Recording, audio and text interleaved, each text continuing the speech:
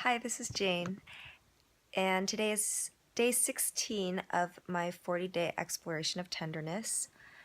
Um, Today I picked a card about water. It said to spend time near water, and I actually didn't really resonate with it and didn't know what it meant, but it kind of came together in the end. So, um, yesterday, after that open mic performance where I felt disappointed, and then I realized it was letting me know about this pattern I still carried with me that um, I've inherited from my father's line, which was um, needing to impress others to have a sense of worth or value, and which results in a lot of stress and pressure because to impress others, I mean, you need to always be on and performing really well and be kind of um, always competitive, right? Because you can't impress others if you're just ordinary or no. Um, and I saw my dad this morning and he asked me how the performance went and if it's worth all the work because he sees me as an artist and I didn't make that poem just for the performance, but um, I knew what he meant, and so I said, well, yeah, I mean, if I'm looking for a particular reward, then yeah, I mean, it's not worth the work in the sense that, yeah, I'm not getting anything out of it. But, and then I kind of went into it and I said, actually, I noticed that I was a little disappointed that I didn't get something. He's like, yeah, did it seem like people resonated with it? And I was like, I didn't really feel that way. I didn't feel like it was, and, um, and maybe that's an assumption, but either way, I noticed in me the the kind of that need that I had or the desire that people really like loved it, and if they didn't, that I was somehow like I failed. And then I told him, and actually it reminded me of you and how I understood how much pressure you've been under because I know that that's where I learned it from. I mean, my mom has it too, but my dad definitely has it, and I think a lot of men in our culture, just like they have to perform. It's where their worth comes from. They have to show up. And he said yes, and actually it was so cool. He said I was just reading something about that very topic. He said he was reading something that a sports star had said in an interview, which was, that his game started to decline because he was putting so much pressure on himself to stay the best, and that actually when he just like let that go, that things became better. And I said exactly, that's and then in that moment, I finally got. It's like my heart opened to the fact that what my dad has been kind of telling me all these years. So ever since I was pretty much an adult, because I've always kind of had this, I haven't really gone an ordinary route. And, he would always say, like, stop trying to be special. Just get a normal job, like get a government job or work in a company. And even if it doesn't seem that interesting, like you'll be good at anything you try. So if you do it long enough and you build expertise, like it'll become fun. And, and I knew that made sense, but I was kind of like, yeah, but if I can always do that later. I mean, don't you want me to like go for what I at least think might make me happy? And I get it that there's no perfect job, but like if I think that this way is going to make me happy, then why would you discourage me, Because my parents run their own businesses and only 5% of, you know, those kind of businesses succeed, and they succeeded. I'm like, why would you just assume that I won't? And then, he would say, well, the kind of work that I want to do is I actually, is more closely related to my passion, and that's even harder to be successful at. I mean, in his eyes, because he's not familiar with people doing this kind of work. And he was like, it's like one in a million, like people that actually love their work. And again, it was like, why would you? I was like, you guys worked your asses off doing jobs you didn't like so that I could have this chance. Like, why would you just do that? And so this went on for years. I mean, and it was like this morning I actually got it. Like, he was saying those things to me out of love. And he didn't want me to go through, to put that internal pressure on myself to try to do something that would change the world, or, you know, like I have to, I don't know, stand out, or instead of just going the normal route and letting things unfold, you know, to be too ambitious. And yeah, I felt really touched, and I felt sad for him, because I knew he was talking from his experience. Like when he was in Korea, he he could have done anything in Korea, and people offered him all these like kind of high end jobs. And at the time, it was very difficult to come to America, and he decided to do that instead. And it didn't work out for him the way he thought when he came here. And so he's successful in a sense, like he made money and he's living comfortably, but he didn't do work he loved. And so I think he kind of didn't want me to do that. He didn't want me to go for something that was like a big dream and then end up just working harder than necessary and still not having the fulfillment of actually succeeding in the dream or receiving recognition, you know. And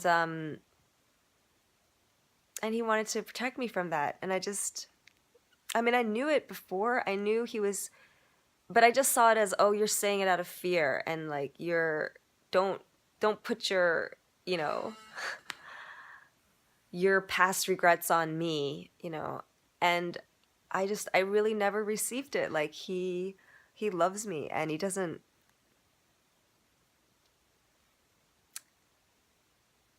want me to pressure myself the way that he did.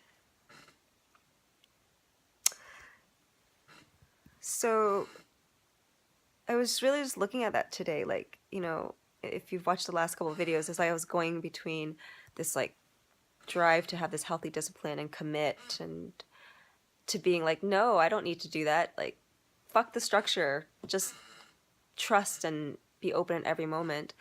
And then today I was kind of like, okay, what would it look like to allow a structure to come forth, and not from a place of like, because I have to get better, or I have to make sure, you know, I succeed, but just because, just like this 40-day exploration, I mean, allow us everything to come about in that way, where yes, maybe there's consistency and some kind of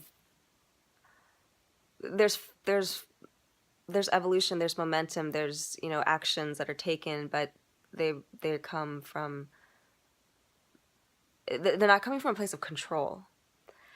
And this is very new for me, so I think I'm just kind of, and this is when the water thing came in, like kind of, you can't hold on to water, and just the sense of kind of being in this ocean, this infinite ocean that's always moving, and just allowing myself to float in it, and trust that there is a natural order, and this ocean, she's taking me somewhere.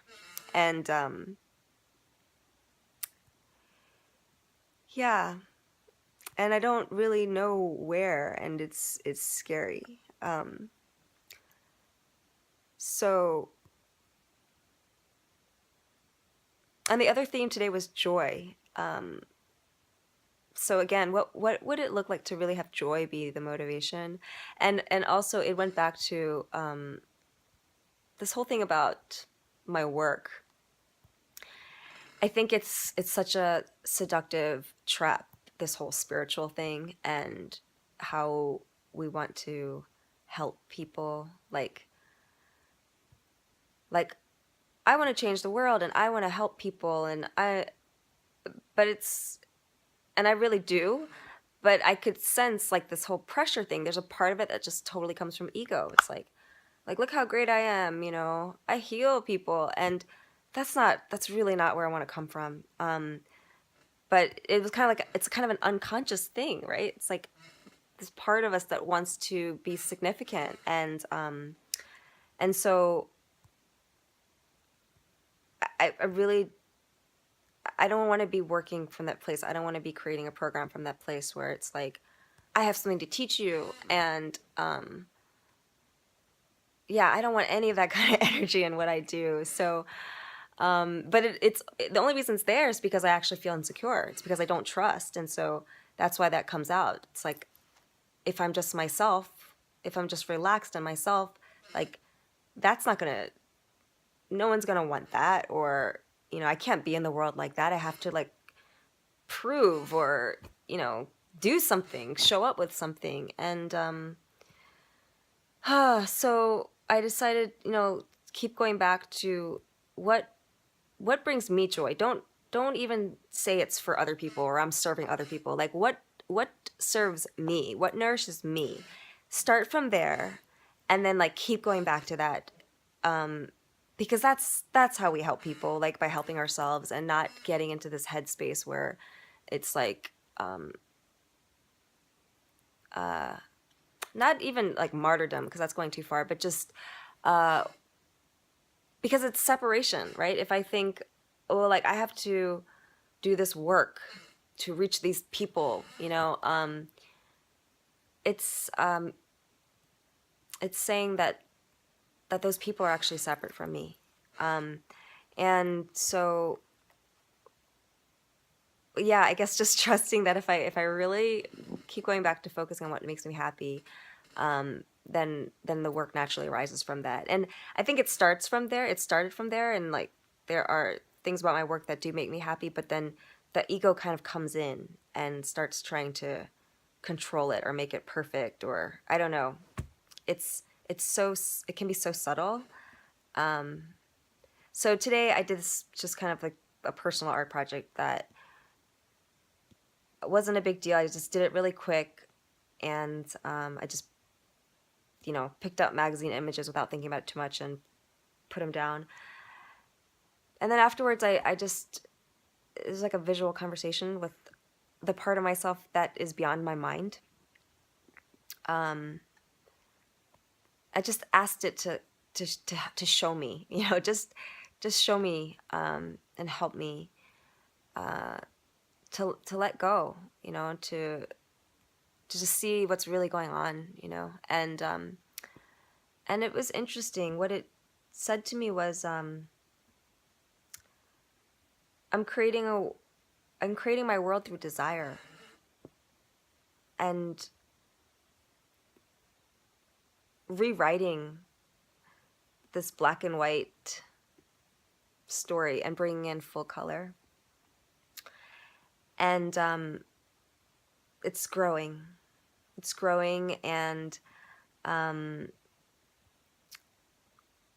letting the imagination build a ladder to heaven, and bringing the whole world with me, and allowing our dreams to be uncaged, and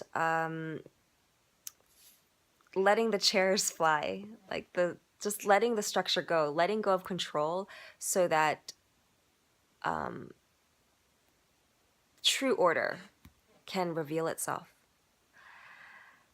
I can give you a glimpse of it, I think. I wonder, hold on. Can I?